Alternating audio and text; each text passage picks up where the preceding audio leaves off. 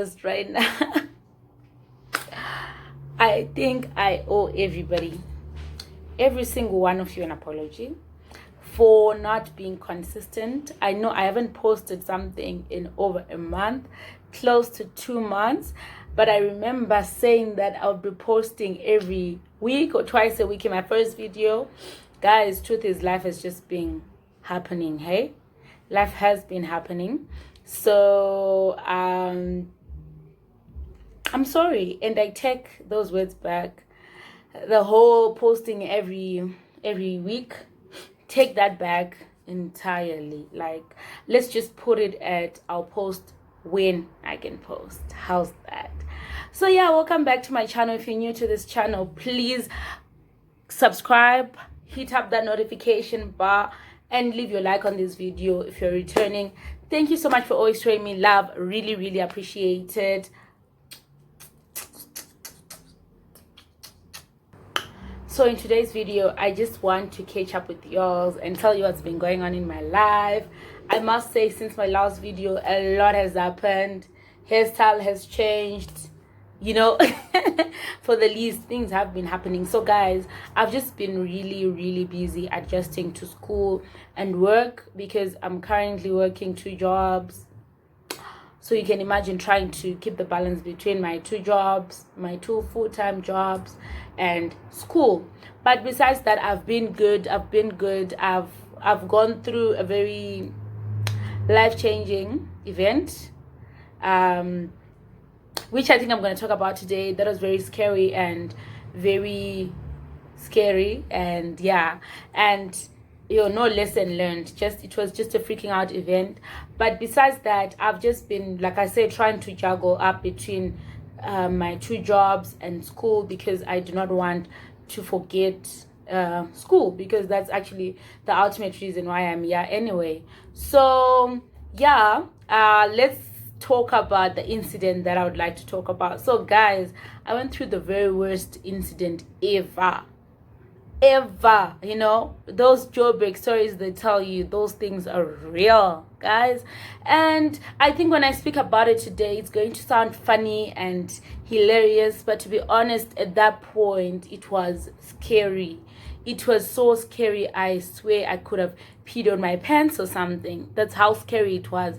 That's how deep it was. So it happened a few weeks back, I think 2 weeks back. Yeah, the weekend before the one that we just passed. So I just gotten back home from another eventful scene where I was, which I will not speak about today. So I'd gotten back right home. So I was at home, and I stay in a student accommodation.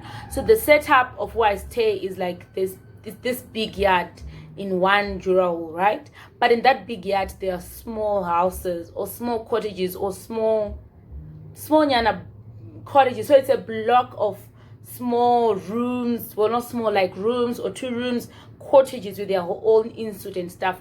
I don't know if you get what I mean. So it's in that one big yard stay a lot of people. So it's more or less like I stay in a compound. I could put it that way. I don't know how to put it, because they're not flats. They're literally just small houses built together. So I just got back home, and I was chilling with my sister in my room, and then I heard noises outside. Like, I heard people shouting and stuff right outside my door, and me being me, I opened the door to like check out, to say, oh, what's going on outside. So when I opened the door, guys, I see these 2 men with guns. These 2 men with guns, and they were holding one of my housemates. I'm like, what the fuck? So I quickly closed the door and I locked it. But I was not satisfied. Like, I really wanted to know what's going on. So I took a chair, and then I climbed on top of that chair, and then I started peeping on. There's a window that's on top of my door. So I opened that thing, and then I started peeping. Didn't see anything, but they saw me peeping, right? And then they walked towards the room. Quickly got off the chair, and then they got to the door. Those guys with guns, guys, they're the ones that are now at my door, banging my door. Vula Umnyango Tracy. I don't know why they were calling me Tracy. still don't understand why they were calling me Tracy, but whatever. Tracy Vula Umnyango. Oh, guys. Me and my sister ran to the bathroom, closed the door, and then we were just there, you know. Freaked out. So freaked out. Like, we couldn't think straight. We were shivering, you know. I took my phone and I was trying to dial numbers, but I couldn't even compose myself. Unfortunately, my phone didn't have airtime, but I was not composed enough to get airtime on my phone. And even if I got airtime, who was I gonna call? You understand? So the problem is my door has got a larger part of it that is glass. Like, it's like a door, and then the upper compartment is glass, and then the lower one is glass. So through that glass, someone can literally get in there. You know what I mean? It's that big. So they kept banging the door, and they're now threatening to take down the door. Then, like, if you don't open this door, we're going to take it down, guys. And I'm thinking, they're still gonna open, and it's even gonna be worse. They're probably gonna be more frustrated getting in here after breaking down the door than they are right now. So in my head, I'm like, you know what? Let me just open this door. I die. I think at that point, I even started saying my goodbye prayers or something, because, guys, it was hectic. And I kept asking my sister, what do we do? She's like, I don't know. I'm like, what are we gonna do? Like, oh, guys, you see this energy? This energy was not there. This face looked so scared. Like, I've never been scared in my life, though. I opened the door, and then these two guys barge inside. Then they start looking around as though they're looking for someone. And then I'm like, what do you want? We'll give you whatever. It's funny now, but it wasn't funny then. Don't laugh. It was not funny. I'm like, what do you want? You know, and then they're like, where's the guy? I'm like, where's which guy? It's like, the guy, didn't he run in here? You know, and then they started looking all over. And then they didn't find nobody. And then they went outside. So now I'm confused, like, what's going on? You know? So I walk outside, and then the other girl is also there. I'm like, girl, what's going on? And then apparently these guys were police. Apparently. Because nothing on them looked like policemen at all. Apparently these guys were police, and one of my housemates had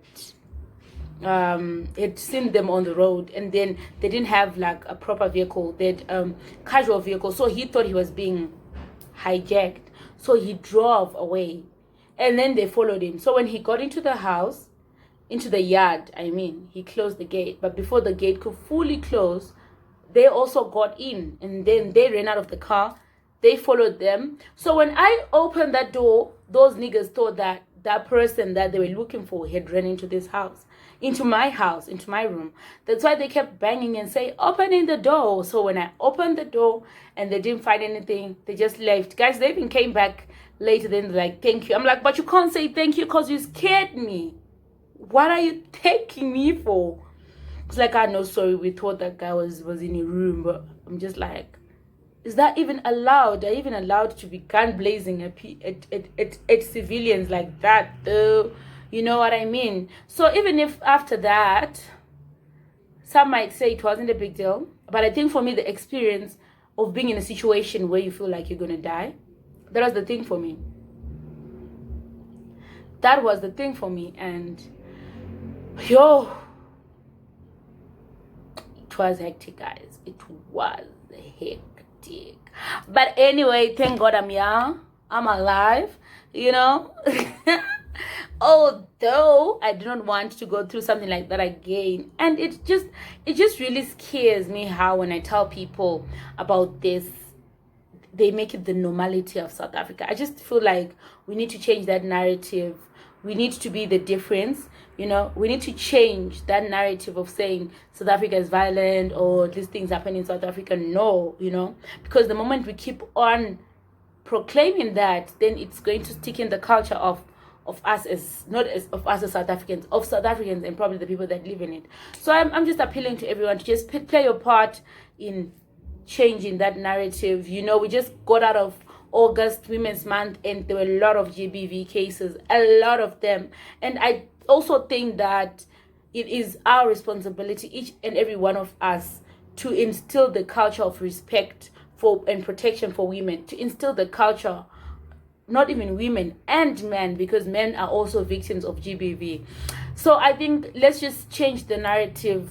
The generation that we're going to raise is in our hands. We are the future mothers and fathers. Let's raise our children better than we were raised, because it seems like we were not raised quite too well. So I'm just saying, let's just play our part in abstaining and avoiding violence, in fighting against violence, speaking against violence, because if we do not do it, then no one will. If we don't do it, this thing is going to go on, and it's going to become a culture. And once it has become a culture, it's going to be very hard to deal with it once it's a culture. Look at racism. Racism first was probably a narrative, but the narrative was so persistent it became a culture for some people. Now we're trying to fight racism from the wrong fronts because we failed to address them at culture level, at individual level, at family level. You understand what I mean? I hope you do. So my point is, let us all play our part in fighting and speaking against violence,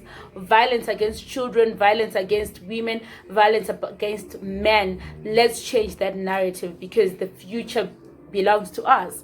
So that's it about my video today. I just wanted to tell you my experience, and also remind you that I'm still alive, I'm happy, I'm growing, I'm learning, and I'm fighting every single day.